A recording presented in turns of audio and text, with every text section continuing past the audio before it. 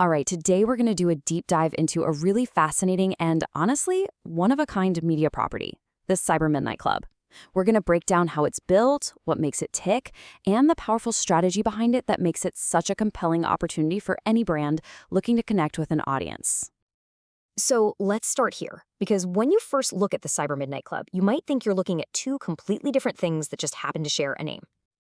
Okay, so on one side, you've got this super technical podcast. We're talking deep in the weeds of cybersecurity, hacking, cybercrime.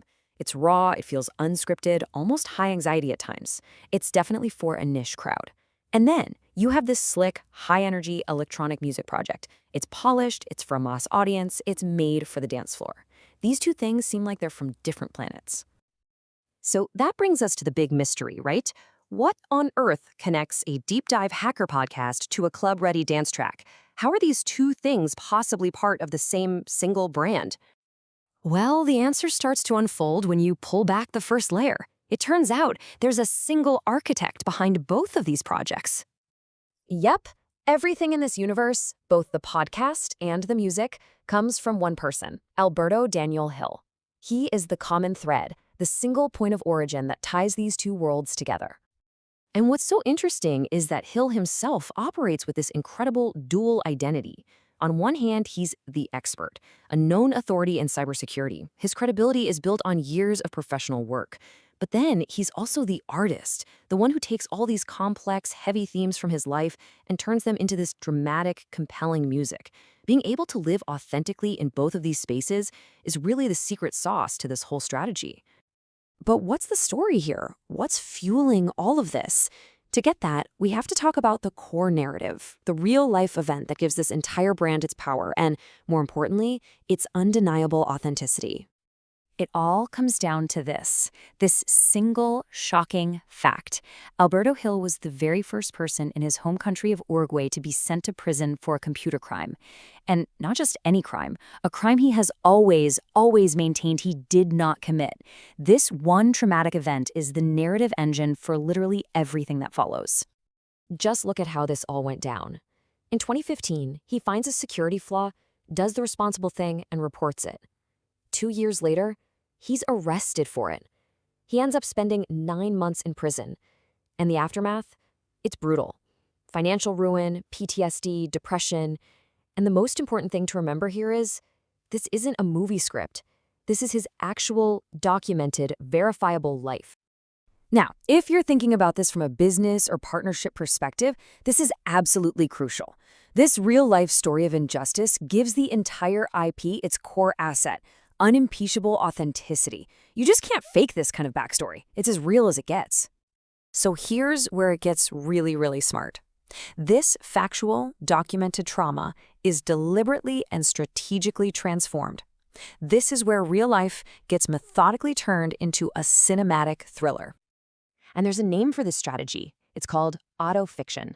It's basically the idea of using the creator's own verified life story, in this case is trauma, as the raw material for every single piece of content he creates, whether it's factual or fictional. And check this out, because this is where you can see the magic happen. It's a direct translation. The podcast gives you the factual trauma. Alberto Daniel Hill, the expert, wrongfully imprisoned. The music takes that reality and cranks the volume up to 11. The protagonist is now Alberto, a hacker caught in a life-or-death struggle with narcos. The threat of systemic harassment becomes a literal ultimatum from hitmen, hackear o morir, hack or die. It's a perfect one-to-one mapping from reality to a high-stakes fiction. What you end up with is this totally new aesthetic, a genre the creator himself calls cyber-gothic dance noir. And the strategy here is just brilliant. It takes this very dense, difficult, personal story of trauma and translates it into an accessible, high-energy format that anyone can connect with on an emotional level. And you can see this autofiction strategy playing out perfectly in the lyrics. The moral ambiguity of his legal case becomes he doesn't want to steal, but he can't ignore the deal. His fight for justice becomes an obsession with karma. My kink is karma. That's life. The feeling of being cornered by the system becomes that literal ultimatum, hack or die. The feeling of injustice? Simple, blame it on the cops. The lyrics are literally the emotional truth of the podcast story. So now let's talk about how this all comes together to create this powerful, self-sustaining ecosystem. Because this isn't just about telling one story in two different ways. It's about creating a strategic feedback loop that keeps audiences engaged. Here's how this engine works, and it's so smart. A podcast listener gets really invested in the true story of Hill's trauma. Then they seek out the music for that artistic, emotional release. But it also works the other way. A music listener gets hooked by the cinematic drama in the lyrics, and then they're funneled to the podcast to discover the true story that inspired it all. Each platform feeds the other, creating this incredible, sticky ecosystem. We're calling this the dual modality strategy. It's a really sophisticated model that lets the Cyber Midnight Club target two completely different audiences, the niche technical crowd and the mass market music consumer, at the exact same time. It gives them content that's perfectly tailored to each while making sure they're both part of the exact same narrative world. So we end on this question, which is really a call to action. In a media landscape that is just flooded with fleeting trends and manufactured stories, what is the value of partnering with an intellectual property that's built on a foundation of profound, verifiable, and unimpeachable authenticity? The story is real, the audience is deeply engaged, and the potential here is absolutely immense.